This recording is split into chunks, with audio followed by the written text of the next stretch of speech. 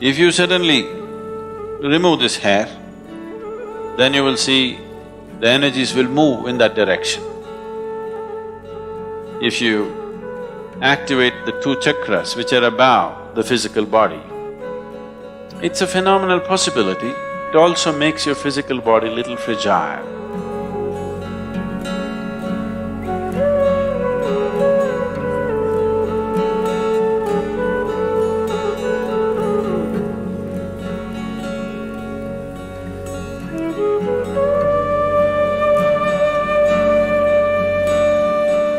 Now, we've spoken plenty about this, but anyway, if you prune this tree today,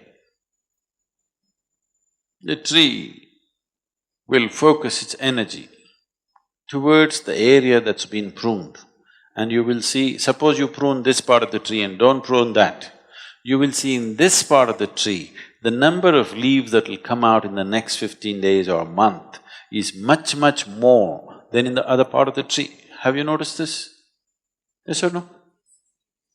Because now that this is pruned, the tree directs its energy in that direction.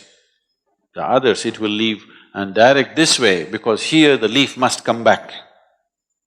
The same happens in your body. If you suddenly remove this hair, then you will see the energies will move in that direction. So people who are doing certain type of sadhana want that to happen. So people don't just shave their head whenever they feel like it. On the darkest night of the month, which is called as the Shivaratri, the 14th day of the moon's phases, one day before Amavasya, on that day they shave because on that day and the Amavasya day and the next day, when the energies are naturally, there is an upsurge of energy in the human system, we want to accelerate that a little more. So on that day it is taken off because there is sadhana attached to that. If there is no sadhana, it won't make much of a difference. Some of you may know that particularly ladies who have never shaved their head in their life, suddenly one day if they go and shave their hair, they will become mentally imbalanced because excessive energy in that direction they are not able to handle. If already there is a small imbalance, it will exaggerate itself because there is an excess energy movement in that direction. But if it's calibrated properly and there is a necessary sadhana to support it, it works to your benefit. So a spiritual seeker, a sadhaka, who is not only seeking for his spiritual well-being, who is seeking how to become an instrument of a larger possibility, such a person wants to use every little support that is available in nature. So shaving one's head is a part of that.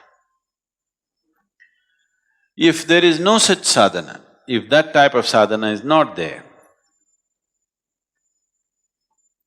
shearing off the hair has really no meaning as such. And if somebody reaches a state where his energies are really bursting out of his head, if you activate the two chakras which are above the physical body, if those two chakras become active in someone, then we will not shave. In fact, we would like to grow it and tie it up just above that so that it is protected and nurtured. If you don't have enough hair, we will use cloth. You think I'm bandaged or something? Just in my leg, but so if there is not enough hair, then you have to use something else. But you will need that, otherwise there will be… Once the two chakras above the physical body are on, it's a phenomenal possibility but it also makes your physical body little fragile. It tends to draw more than it should. And this is the reason lot of yogis die before they're 35. Because once they attain to a certain level of energy, if they don't know all the different aspects of the body, if they do not understand the mechanics of how the human system functions, if you do not understand all the tricks of the Creator, in how many ways He's made this so complex and sophisticated, because sophistication is not just to make it complicated. Sophistication means there are more possibilities than simplistic machine. This is a highly sophisticated machine, so once the energies have topped off, then it needs to be protected. If you have thick, long hair, that could be made use of. It's a natural garment. If you don't have, or if you're afraid you will lose your hair, then you dreadlock it. You know the dreadlocks you see in sadhu sannyasis, it can be done, I won't tell you how, because if you start going around with dreadlocks, that'll not be good. There is a way to get your hair into a dreadlock. So you do that. Or if you don't have that much hair, then you use something else. Garment or a cloth comes in handy. The nature of the body is such, the volume of energy that one neuron consumes in the body, in the brain, is many fold more than what one cell in the body consumes. So, in terms of the physical structure, how the energy consumption is distributed. You can see this yourself. If somebody worries about something, they will lose weight. The best ways to lose weight is worry about something. You know that, isn't it? Yes or no? Because more activity means, more stressful activity in the brain means it'll consume a lot of energy and it will bring down the body's weight.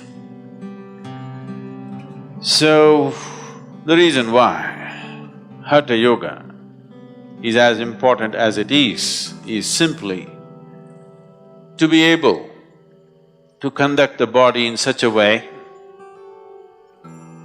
that your energies are well rooted in your physicality before you attempt higher possibilities. If one is not well rooted in his physicality, then higher possibilities will take you off from physicality. Taking you off from physicality means one may become less capable physically or he may leave altogether. Some of the Buddhist scriptures say,